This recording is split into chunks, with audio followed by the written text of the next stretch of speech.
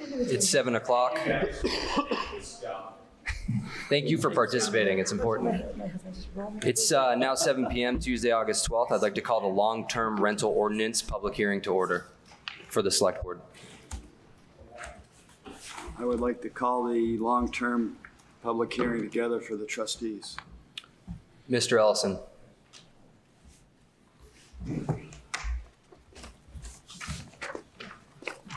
The long-term rental proposal is to adopt a civil ordinance requiring annual registration and regulation of long-term rentals.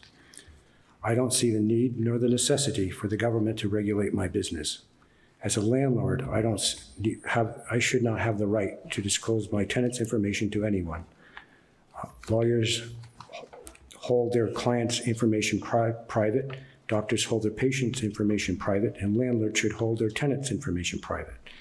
As far as the safety issue, the state of Vermont already has a division of fire safety, which regulates fire codes, including smoke detectors, CO detectors, fire extinguishers, and egress. The site also has a place to file complaints for anyone who feels there is an issue that should be addressed. I truly feel the long-term rental proposal is an overreach of government into my private business, and I hope you will not force it onto the landlords of Ludlow. Thank you. Thank you. Mr. Jowdy. Thank you, Mr. Hijack.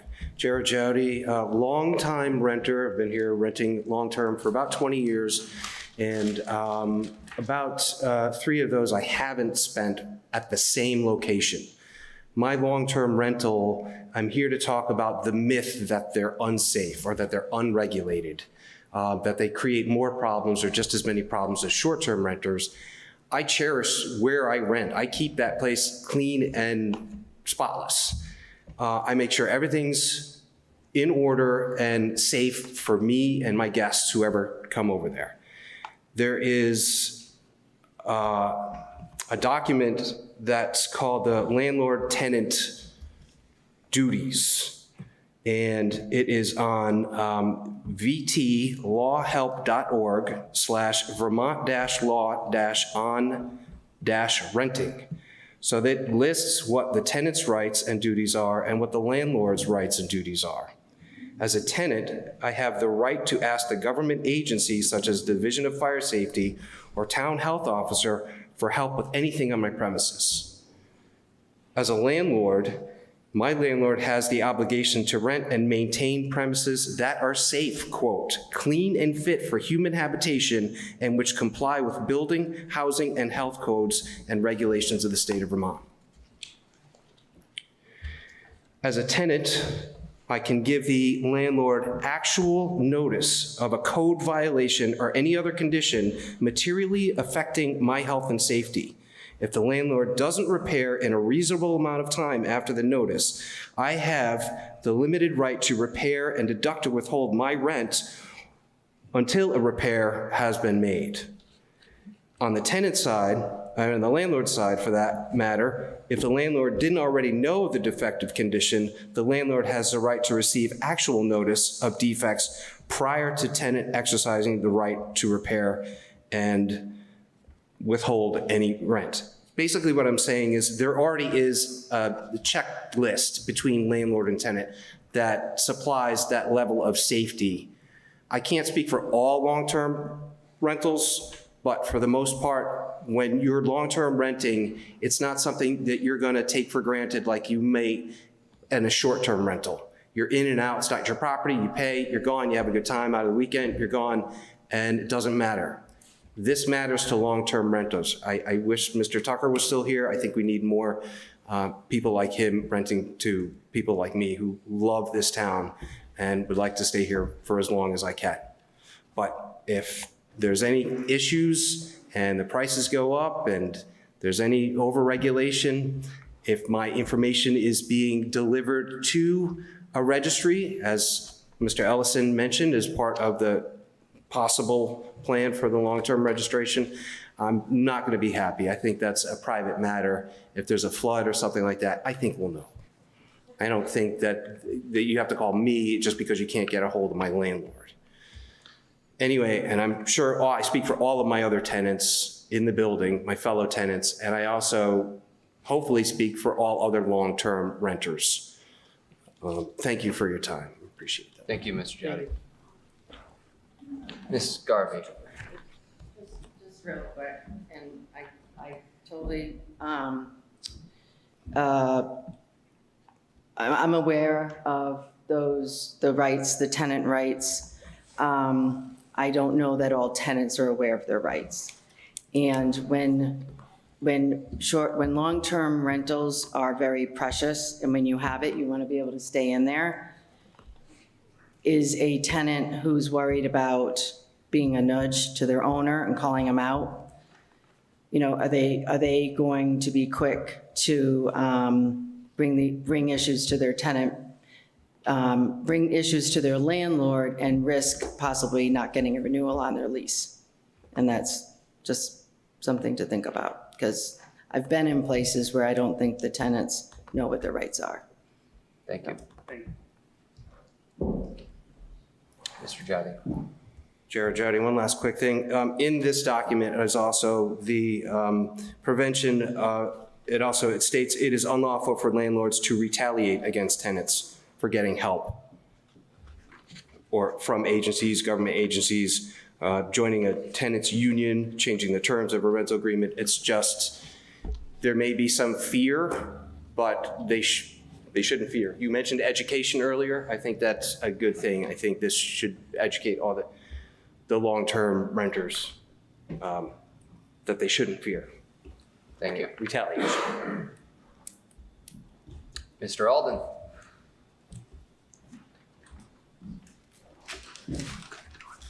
I'm disappointed if I don't come up. Eric were Alden, disappointed. Eric Alden, Trailside Road. So I'm pretty experienced in the rental business. That's what I do for a living, both in Boston and up here. I have both long-term rentals and seasonal rentals. I currently don't do under the definition of short-term rentals. I think the question that is really here, is the safety piece of it, is what we're looking at on a long-term piece of it. As an investor in this town, when I was looking to purchase additional properties, I've been through all of them. My business is sort of multifamily, so anytime a multifamily came up on the market, I would go look at it to see if I wanted to purchase it. So I've been in a number of these, which are long-term rentals, and and I will argue if we're merely looking at safety, I will argue all day long that long-term rental units have the potential to be more unsafe than short-term rentals. For a number of reasons that have been laid out here. It tends to be older properties. The housing stock for long-term rentals in this town, generally are 100 years plus in age. These are single-family homes at one point that may have been cut up. So you have egress issues. You have bedrooms that you access through other bedrooms. You have hollow core doors, as your entry doors. You don't necessarily have up-to-date electrical or smoke detectors. As part of my business and also as my stint as the health officer prior to the state taking over the rental piece of it, I went into these units and I saw them. I had a property under agreement here in town from a person who spoke tonight about this, and that deal fell apart because that owner would not allow the fire and safety to come in as part of the purchase. And the reason they didn't want them to come in because they didn't want that property to be on record as the condition. Smoke detectors were missing, egress was blocked, windows didn't open, so that deal fell apart. As others have said in the previous, if we're really looking at these ordinances and its safety, it makes no sense not to include your long-term residents. Putting the fee aside, and I think that's been beat to death. I think you get the message on that. But if you're going to implement any sort of ordinance that's related around safety, it has to include long-term. It has to. Take out the other stuff, the privacy issues, the spot checks, of course. But as others have said, make this an educational piece and make sure that all your residents are safe, not just the ones that are visiting for the weekends, because those are the folks that are here long-term. And those are the folks, due to the housing crisis, sure, they have rights. They are hesitant to exercise those rights. If they irritate their landlord too much, there's 100 people that will rent that apartment, in the condition that it's in. You have members on this board that have spoken to the condition of some of the apartments that they've lived in. So the long-term rentals, it doesn't change. It won't lessen the number of rentals that are in town, but it could potentially make them safer. And I will agree that, really should be an educational piece to it. That's the main goal here. Educate these owners and make sure that long-term rental units are safe, just like short-term. Thank you. Thank you, Mr. Alden. Justin, for a point of order, I just want it to be on record that there's only one long-term rental regulation in the state of Vermont, and it's South Burlington. No other towns have it. I just want people to know that. Duly noted. Thank you. You have, Mr. Hajek, you have one on Zoom. We're going to go with Mr. White first. Yeah, I just wanted to echo what Eric said with respect to safety. If the town's acknowledging certain safety standards for short-term rentals, it stands to reason those have to be applied to long-term rentals as well. Otherwise, the town's acknowledging that those are potential liabilities and recognizing them for short-term rentals, but ignoring them for long-term rentals. And I think that should be considered seriously.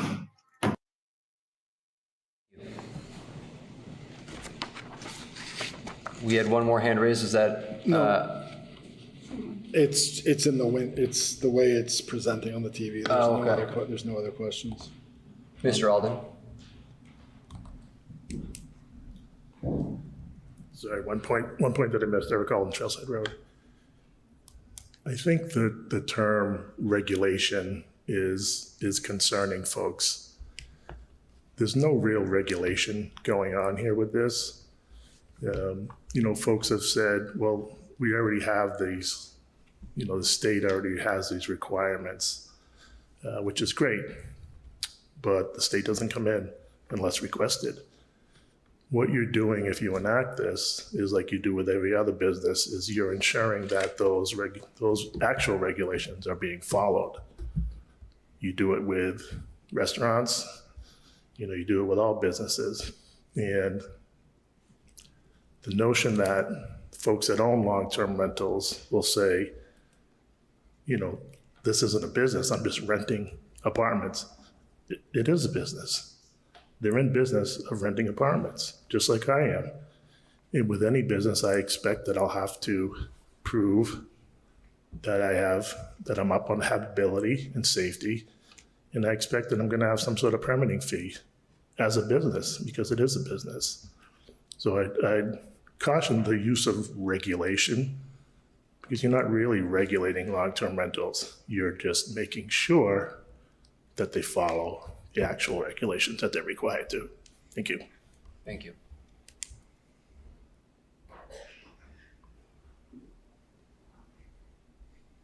Is there any more further discussion on the long-term rental? Okay. Mr. McNamara, we would like to set the next dates for these public hearings. Well, I would think that we can either set them now, or we can set them at the select board and trustees meeting in September. We have, the planning chair, Ms. Carter, is not here. So, I would feel but we can go better to through and we the can set them meetings now tonight. if you would like to.